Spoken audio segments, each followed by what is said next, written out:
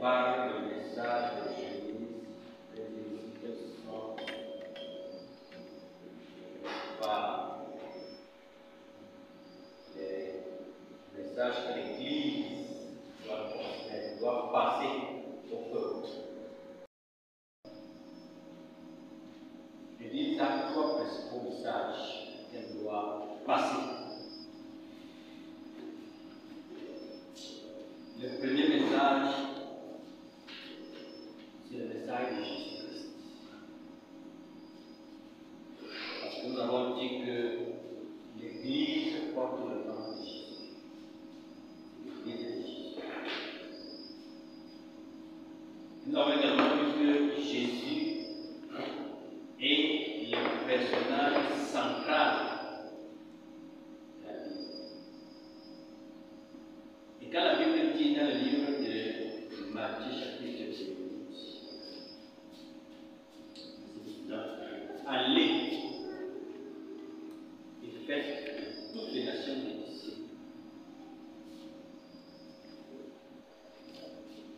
Jésus envoie ses disciples porter le message de l'Église. Il les envoie porter le message de l'Église. Allez, parce que vous devez parler.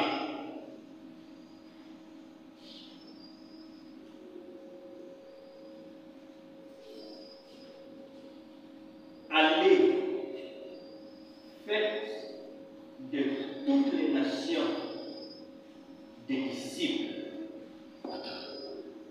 les baptisant au nom du Père, du Fils et du Saint-Esprit, et enseignez-leur à observer tout ce que je vous ai prescrit. Et voici, je suis avec vous tous les jours jusqu'à la fin.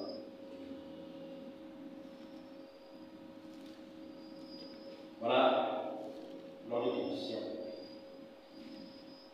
Le terme de l'ordre de mission que Jésus propose. C'est-à-dire que nous devons aller vers les nations et porter les messages. Parmi ces messages, il y a donc la parole qu'il faut enseigner. Et cette parole-là, c'est donc Jésus-Christ. Donc, en quelque sorte, il faut enseigner Jésus au peuple, aux nations. Le premier message donc que l'Église doit transmettre, doit faire passer, c'est celui d'ici.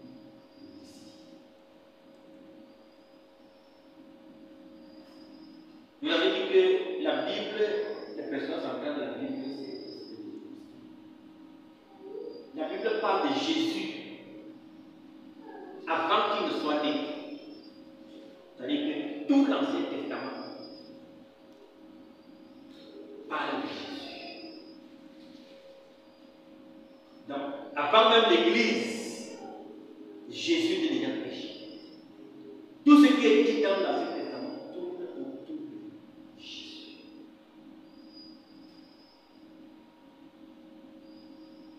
On a d'abord parlé de Jésus de manière virtuelle, jusqu'à ce que maintenant il naisse. Là, nous sommes maintenant dans le Nouveau Testament. Plus précisément dans les 4 premiers évangiles. Voilà, dans les 4 évangiles. On parle maintenant de Jésus. On le voit. Celui qui est resté caché, dont on entendait seulement parler sans le connaître. Dieu nous l'a fait connaître.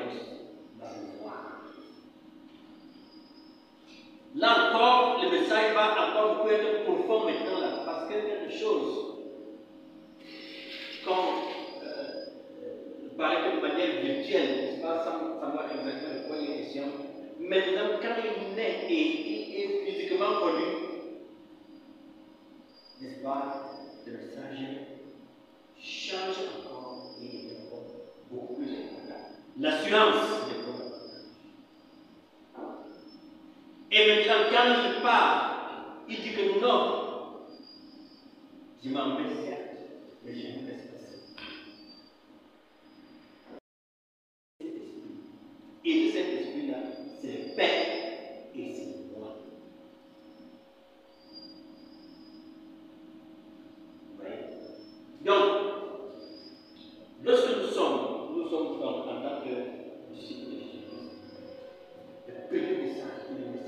plus important est celui de Jésus.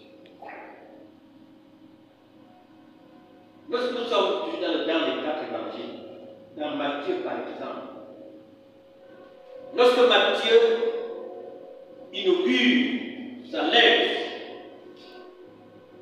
il parle d'abord de qui? De Jésus. La généalogie. D'où il vient. Ça veut dire que c'est un personnage qu'on doit connaître. Il revient sur Jésus-Christ.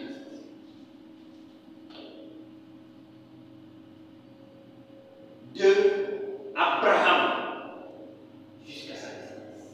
Il parle de sa lignée, de ses ancêtres.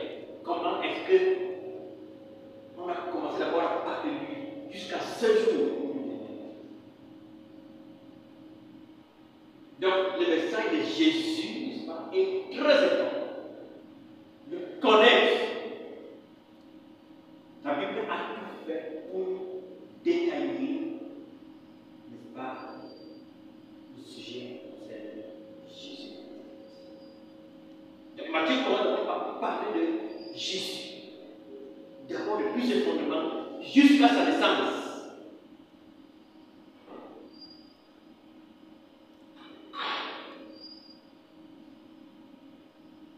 Et après donc sa naissance, également, lui-même, il revient davantage sur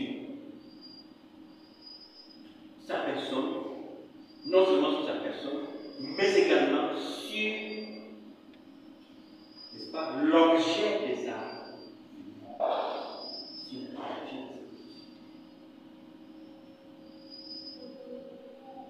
Là, ça va.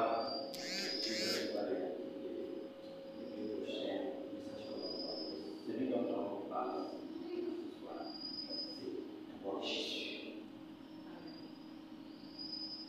C'est Jésus que nous devons donc prêcher, c'est son nom. On va essayer d'aller en détail.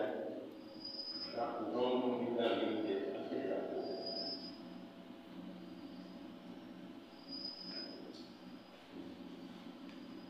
Parce que les gens parlent, mais ils ne comprennent pas. Actes des apôtres, chapitre 13. Prenons le chapitre 13. On va commencer à parler du verset 15. On va aller à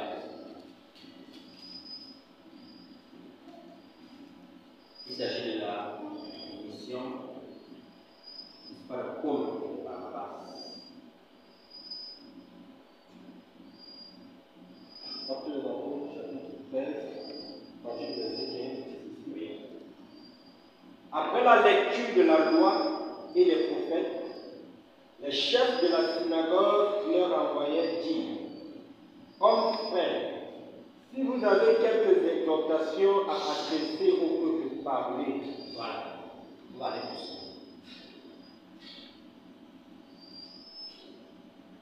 Donc, on peut faire intervenir dans une synagogue l'apôtre Paul et Barnabas, et qui doivent parler au peuple. Nous sommes ici à Antioche.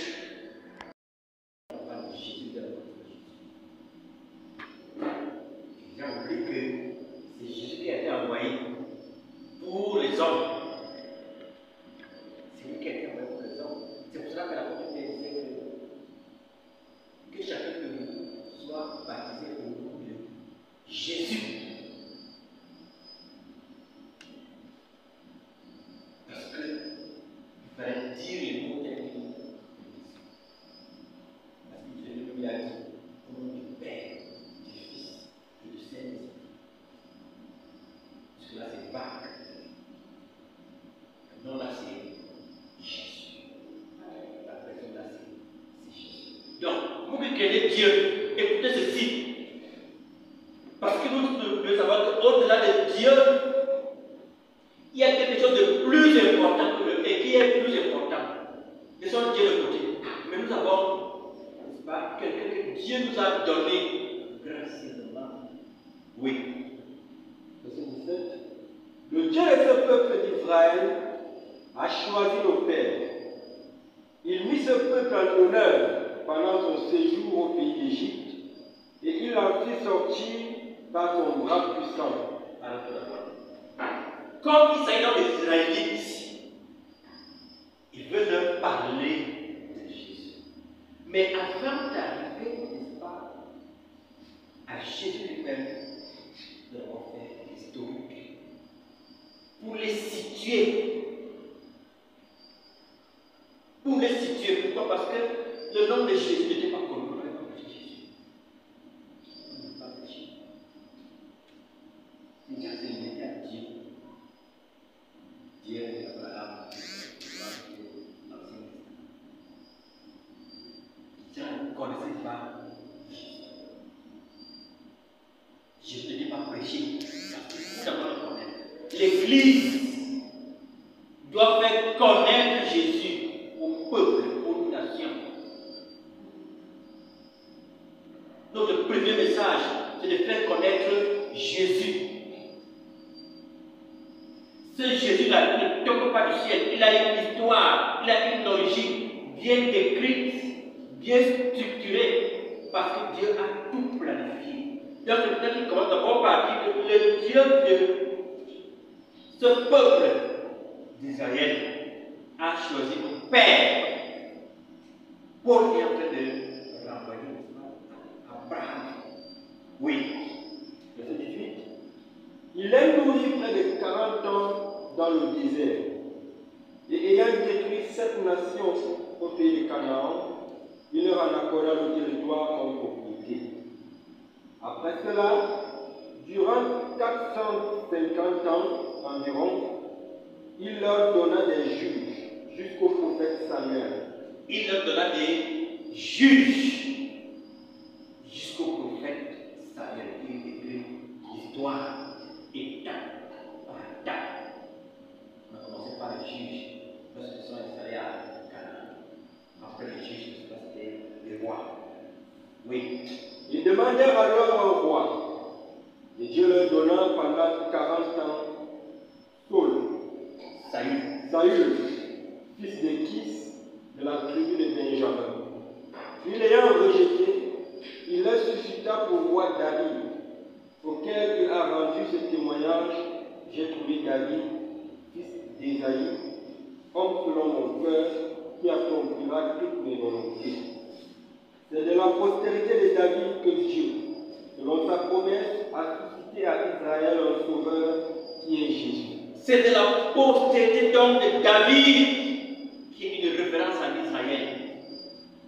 C'est de la postérité de David que Dieu a suscité un sauveur à Israël qui est Jésus. Vous devez savoir que votre sauveur, c'est Jésus. Le sauveur d'Israël, c'est Jésus. Oui. Verset 24. Avant sa venue, Jean avait prêché le baptême de repentance à tout le peuple d'Israël. Avant sa venue, Jean a prêché parce que c'était, n'est-ce pas, quelque chose qui était bien planifié. Donc, lorsque les prophètes qui ont précédé, n'est-ce pas, Jean, ont fini de prophétiser, chacun a prophétisé à sa manière sur Jésus, Jean était dans le dernier. Ils n'ont pu prêcher, n'est-ce pas, Jésus, prêcher le baptême de repentance. Oui. Et lorsque Jean achevait sa course, il disait: je ne suis pas celui que vous pensez, mais voici après moi vient celui des pieds duquel je ne suis pas digne de délier les pieds. Homme frère, fils de la race d'Abraham, et vous qui craignez Dieu, c'est à vous que cette parole de salut a été envoyée. C'est à vous que cette parole de salut a été envoyée. Cette parole de salut, c'est Jésus. Oui. Car les habitants de Jérusalem et leurs chefs ont reconnu Jésus, ont méconnu Jésus, et en le condamnant, ils ont accompli les paroles des prophètes qui se disent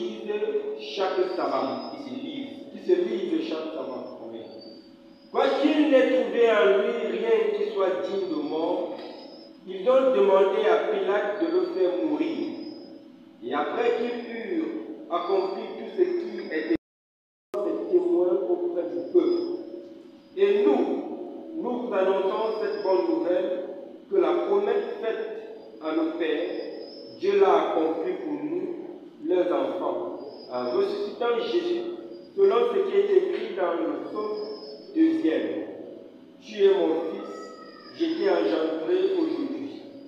Qu'il ait ressuscité des morts, de telle sorte qu'il ne retournera pas à la corruption. C'est ce qu'il a déclaré en disant: je vous donnerai les grâces saintes promises à David, ces grâces qui sont assurées. Voilà. Donc il décrit donc, mais Dieu l'a ressuscité des morts. Parce que l'histoire était connue. L'histoire était tellement connue, mais les gens ne savaient pas ce qu'ils avaient fait comme acte lorsqu'ils avaient tué Jésus. Ils ne savaient pas. Paul vient préciser ici que, comme Pierre l'a également dit, le chapitre nous dit que cet homme que vous avez crucifié sur la croix, c'était bien Jésus. C'était bien Jésus. Il est mort selon la parole, mais Dieu l'a ressuscité. Dieu l'a ressuscité. Et, verset 33, Dieu l'a accompli pour nous, leurs enfants, en ressuscitant Jésus, selon ce qui était écrit dans le psaume 2. Tu es mon fils, je t'ai engendré aujourd'hui. Qu'il est ressuscité des morts, de telle sorte qu'il ne retournera pas à la corruption. C'est ce qu'il a déclaré en disant: je vous donnerai des grâces saintes, promises à David. Ces grâces qui sont assurées. C'est pourquoi il dit encore ailleurs: tu ne permettras pas que ton sein voie la corruption. Or, David, parce que les gens confondaient, n'est-ce pas, beaucoup de choses entre Jésus, David et les autres ancêtres. Je t'explique. Or, David, après avoir en son temps servi au dessein de Dieu, il est mort. David est bien mort, a été réuni à ses pères et a vu la corruption. La corruption, là, c'est la destruction de la chair de la mort. Mais celui que David a ressuscité n'a pas vu la corruption, cela dit Jésus. Sachez donc, mon frère, que c'est par lui que le pardon des péchés vous est annoncé. Donc, maintenant, après avoir parlé de Jésus, expliquez qui est Jésus, d'où il vient, et qu'est-ce qu'il est venu faire. Le deuxième message maintenant de l'Église, c'est le message de la pardon. Le deuxième message. Donc, le premier message de l'Église, c'est Jésus. Il faut prêcher Jésus. Il faut faire connaître Jésus. C'est par Jésus que nous avons la vie. Et c'est par Jésus que nous croyons. Si nous venons à l'Église, c'est pour Jésus.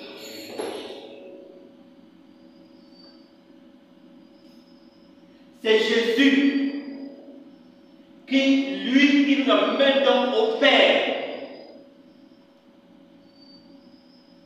C'est lui qui nous amène au Père. Nous n'allons pas au Père de nous-mêmes, parce que nous sommes indignes. Mais nous nous identifions d'abord à Christ avant maintenant d'aller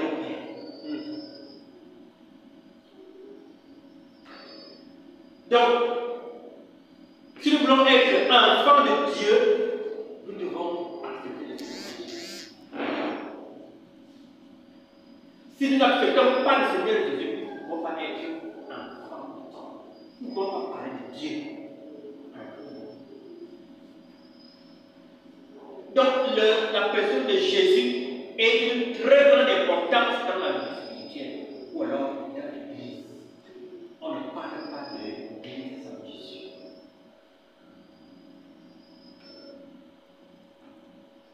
Donc, il faut d'abord faire comprendre, n'est-ce pas, que celui que Dieu dont Dieu a parlé depuis les prophètes, c'est lui qui va le crucifier, c'est lui qui est mort et c'est lui qui est ressuscité.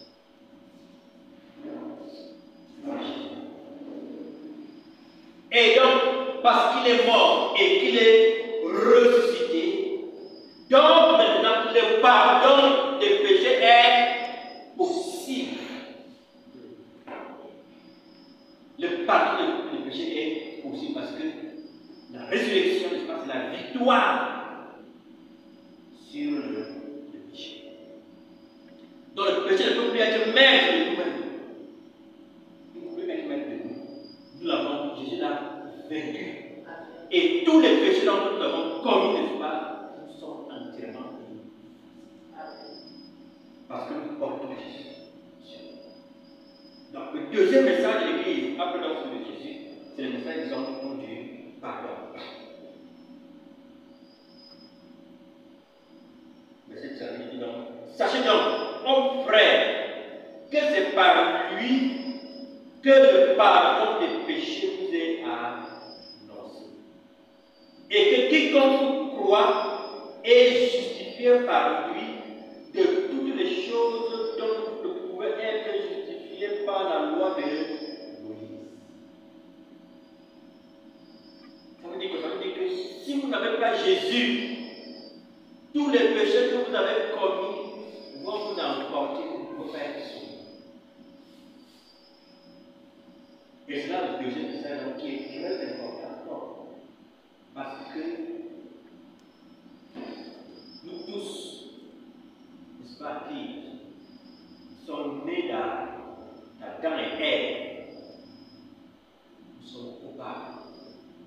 Nous sommes passibles du jugement. Donc, la personne de Jésus, donc, maintenant, vient donc susciter une nouvelle création. C'est-à-dire la création d'Adam et Ève, n'est-ce pas? Sa chair avec la mort de Jésus. Maintenant, une nouvelle création. Où nous n'avons plus de péché, on n'est plus d'Adam et Ève. Maintenant, on est de Jésus. On est maintenant de Jésus. Donc, en tant qu'homme, nous naissons de nouveau. Nous naissons de nouveau.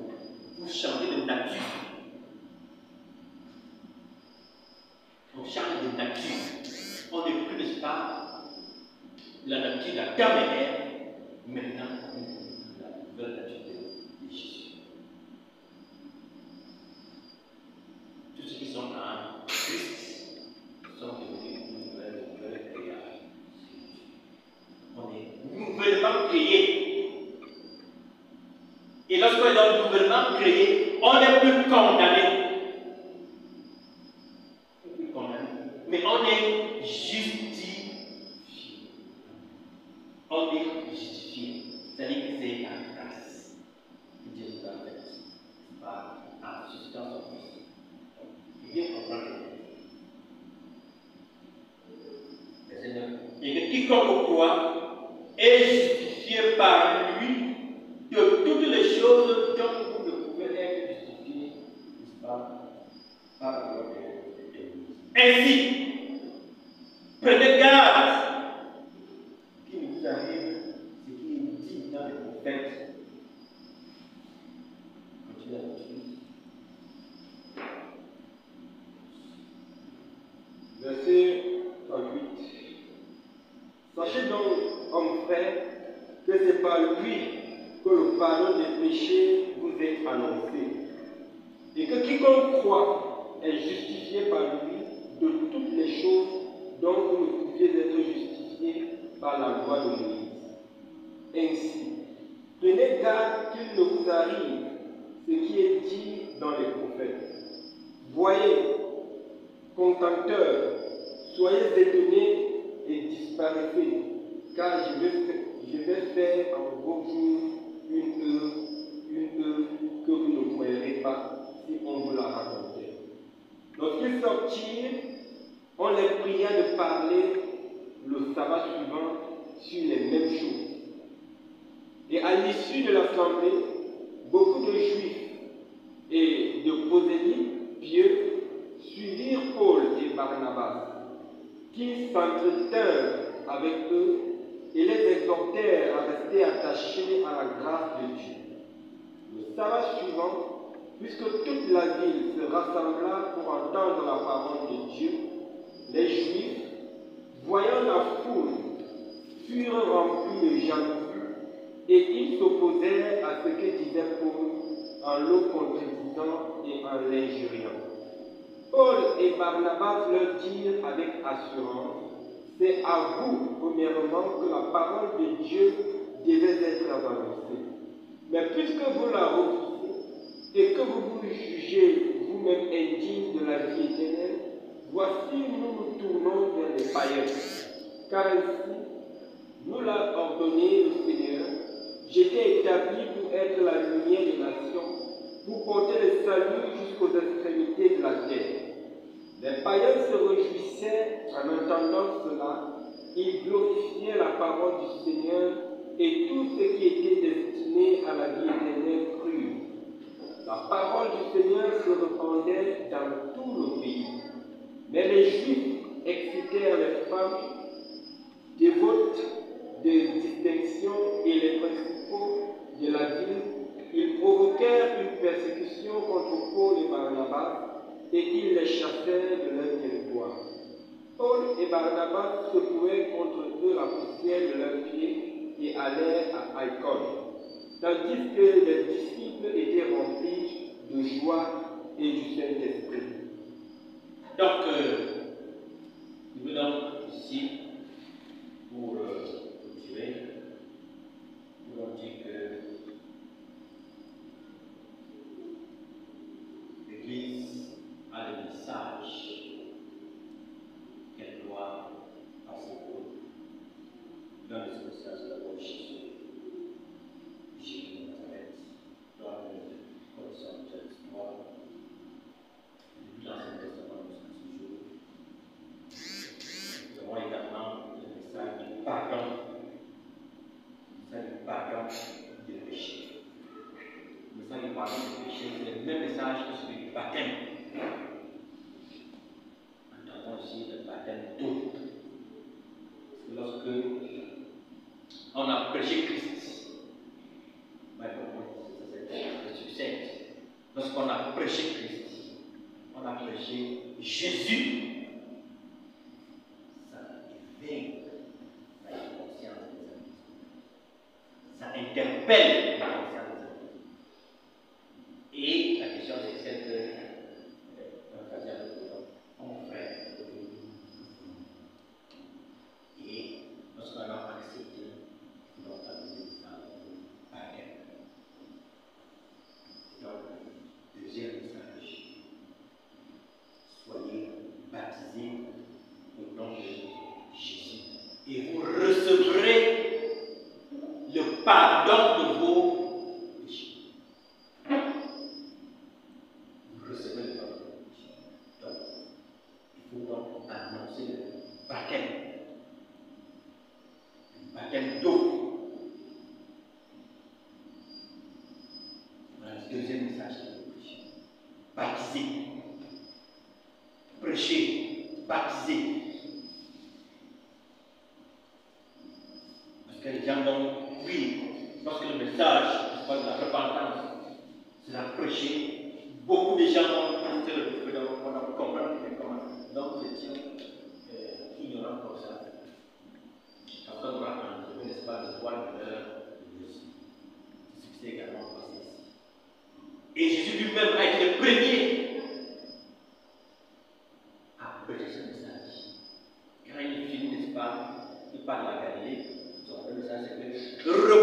repentez-vous. Repentez-vous. Parce que tous sont repentez. C'est la repentance qui donc réconcilie l'homme avec Jésus. Repentance. Donc le message de la repentance, c'est ça qui nous ouvre donc les portes du royaume. C'est ça qui nous ouvre les portes du royaume. Et le dernier message, n'est-ce pas que l'Église doit passer par le message qui est maintenant une marque de la foi. Parce que maintenant que nous vivons, n'est-ce pas, nous devons avoir l'assurance que nous avons. C'est ce message qui établit donc, voilà, qui conclut l'alliance nouvelle que Dieu a faite avec son peuple. Donc l'alliance entre Dieu et le peuple, c'est le Saint-Esprit. C'est par le Saint-Esprit que les peuples sont liés à Dieu.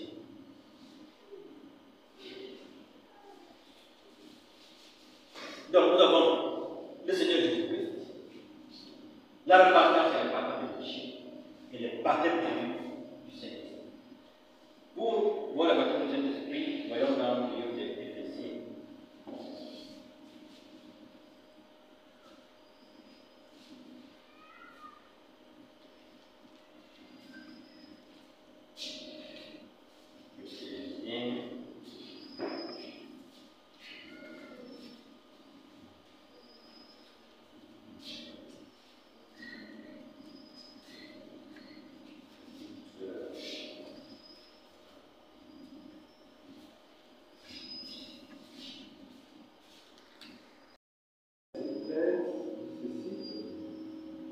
En lui, vous aussi, après avoir entendu la parole de la vérité, l'évangile de votre salut, en lui vous avez cru et vous avez été scellés du Saint-Esprit qui avait été promis. Voilà. Verset 14. Lequel est un gage de notre héritage pour la rédemption de ceux que Dieu s'est acquis à la louange de sa gloire. Voilà, en lui, ça veut dire qu'en Jésus-Christ. En lui, vous aussi. Quand on dit vous aussi, ça veut dire qu'ils croyaient qu'ils étaient exclus, les païens. Mais après avoir, n'est-ce pas, annoncé Jésus, après avoir reçu Jésus, quand il dit en lui, ça veut dire qu'en Jésus. Vous voyez donc déjà qu'on a déjà prêché Jésus. Il a dit donc en Jésus, vous aussi, après avoir entendu la parole de la vérité, la parole de la vérité, c'est Jésus qui est le Messie. C'est Jésus qui est le Fils de Dieu. C'est Jésus qui est mort. C'est Jésus qui a été ressuscité. C'est la parole de la vérité et la parole de la délivrance. Après avoir reçu la parole de la vérité, l'évangile de votre salut,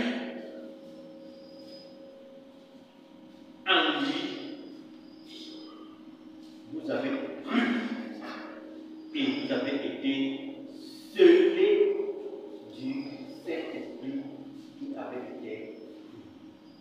Vous avez été scellés. C'est bien le sceau. Le sceau. Vous voyez, quand on signe un papier, on met le tampon. C'est ça le sceau. Le tampon. C'est d'abord la porte de les marques de la République, les emblèmes. Ça veut dire que ça engage temps. On scelle comme un peu d'accord.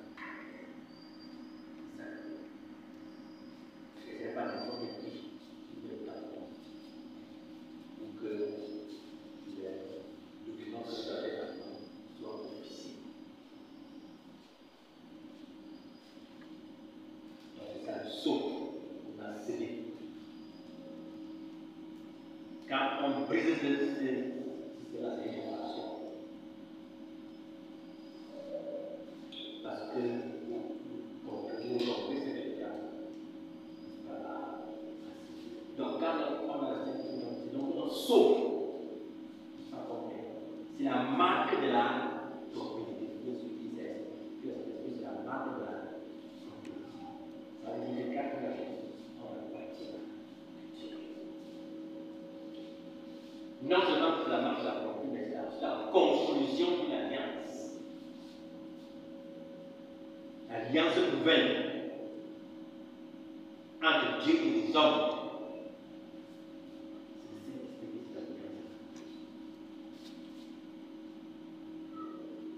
Non seulement c'est également la conclusion d'une alliance. Lorsqu'on s'aime, on rentre dans l'alliance. C'est ça la parole de Dieu. Vous avez cru et vous avez été scellés du Saint-Esprit qui avait été promis, lequel est un gage. Un gage, quand vous avez le Saint-Esprit, c'est un gage pour votre héritage. L'héritage, c'est l'héritage de Christ. Ça veut dire que nous héritons avec Christ de la même manière. Nous sommes co-héritiers de Christ. Héritiers des bénédictions et des grâces de Dieu. Le gars de votre héritage pour la rédemption de ce que Dieu s'est acquis. Ce que Dieu s'est acquis. La rédemption de ce que Dieu s'est acquis. Pour la gloire de sa.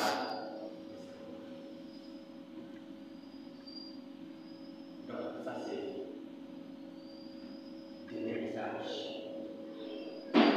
Conclu. Donc, l'œuvre de Jésus. Le message du Saint-Esprit. Et je vais insister sur ça. Dans le baptême. Déjà avant sa mort, il a parlé de cela. Si vous m'aimez, gardez mes haines. Et moi, je prierai de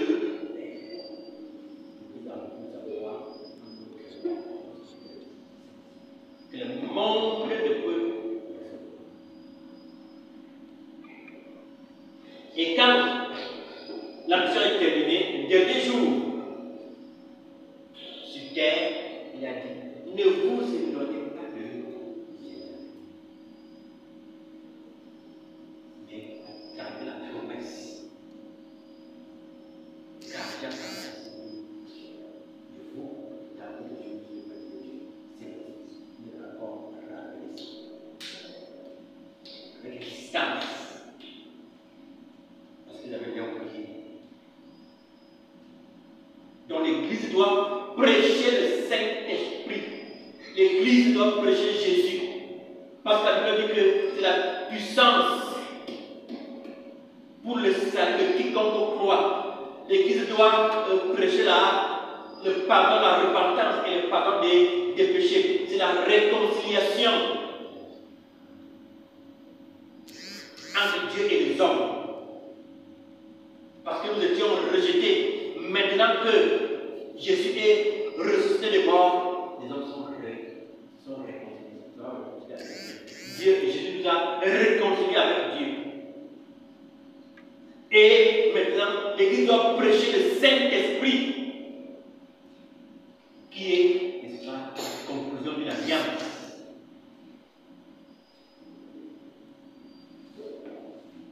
Donc l'œuvre de Jésus-Christ est conclue par le baptême du Saint-Esprit. Et là, on a l'assurance que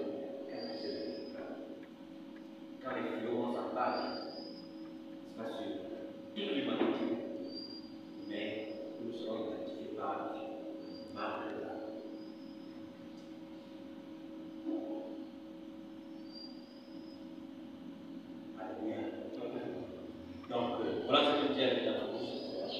partager avec vous en ce qui concerne les 3 principaux messages du